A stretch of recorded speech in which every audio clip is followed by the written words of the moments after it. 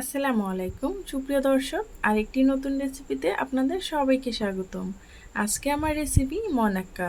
এক সময়ের খুবই জনপ্রিয় একটি খাবার ছিল এই মনাক্কাটা।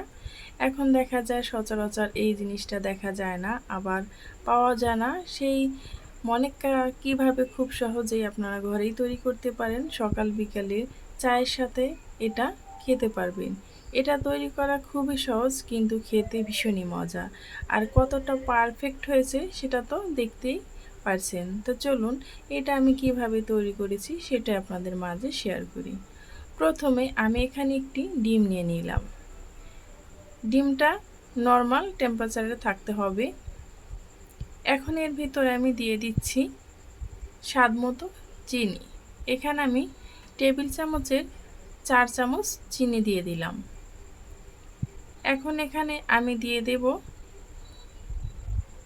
1 চামচের মতো সয়াবিন তেল। এখন আমি এগুলোকে ভালোভাবে মিক্স করে নিচ্ছি। অবশ্যই এটাকে ভালোভাবে মিক্স করে নিতে হবে। এখন আমি এর ভেতরে দিয়ে দিচ্ছি 1 চা চামচ পানি। এই পানিটা দিলে কি হবে, চিনিটা তাড়াতাড়ি গলে যাবে। এখন আমি সবগুলো উপকরণ ভালোভাবে আবার একটু মিক্স করে নিচ্ছি। তারপর আমি এর ভেতরে দিয়ে দিচ্ছি 1 কাপ আটা। আমি আটাটা অল্প অল্প করে মিক্স করছি, যদি প্রয়োজন হয় তাহলে আমি সবগুলো দিয়ে দেব। দেখতে পাচ্ছেন আমি এখন সবগুলো আটা দিয়ে ভালোভাবে চামচ দিয়ে আমি নেড়েচেড়ে মিশিয়ে নিচ্ছি। তারপর আমি ভালোভাবে হাত দিয়ে এটাকে ময়ান করে রেখে দেব 10 থেকে 15 মিনিট।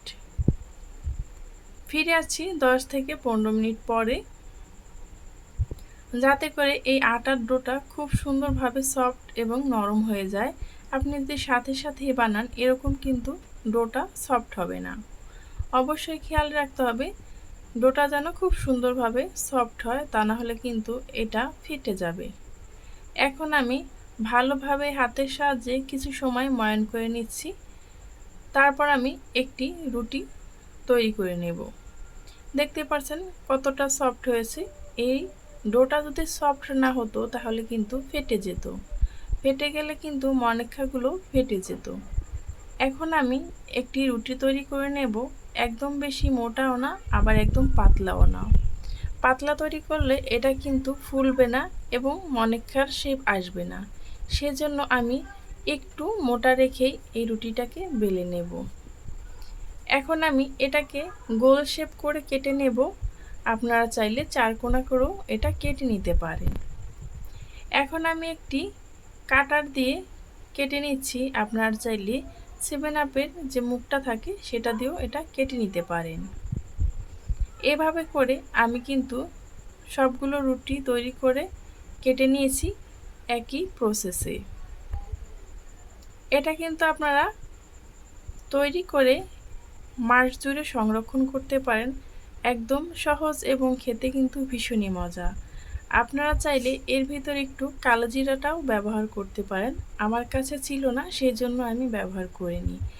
এখন আমি চুলায় একটি কড়াইতে পর্যাপ্ত পরিমাণ তেল দিয়ে দিলাম। আর তেলটা মিডিয়াম টু হাই হিটে যখন গরম হয়ে যাবে তখনই এর ভিতরে আমি মনাক্কাগুলো দিয়ে দিচ্ছি। আর এটাকে একটু নেড়েচেড়ে মিশিয়ে দিতে হবে। আর একটু ফাঁকা ফাঁকা করে এটা ভেজে নিতে হবে।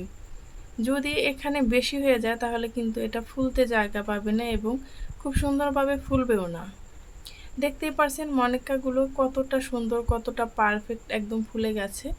এক একটা মনাক্কা ফুলে কিন্তু ডাবল হয়ে গেছে। এখন আমি এটাকে ভালোভাবে নেড়েচেড়ে ভেজে নেব একদম ব্রাউন কালার করে। এটা খুব সুন্দরভাবে যদি ভাজা হয় একদম ক্রিস্পিও হবে এবং আপনি যদি এটা তৈরি করে 2 থেকে 3 মাসও রেখে দেন কোনো সমস্যা হবে না। এখন আমি দেখতেই পারছেন কতটা সুন্দর করে ভেজে উঠিয়ে নিচ্ছি। অবশ্যই এটা মিডিয়াম টু হাই হিটে রেখে ভাজবেন, বারবার বলে দিচ্ছি।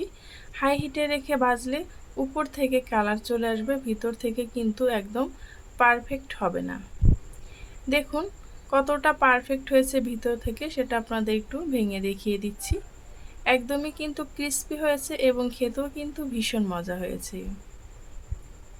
এই পর্যন্ত যারাই আমার সাথে ছিলেন তাদেরকে জানাই অসংখ্য ধন্যবাদ।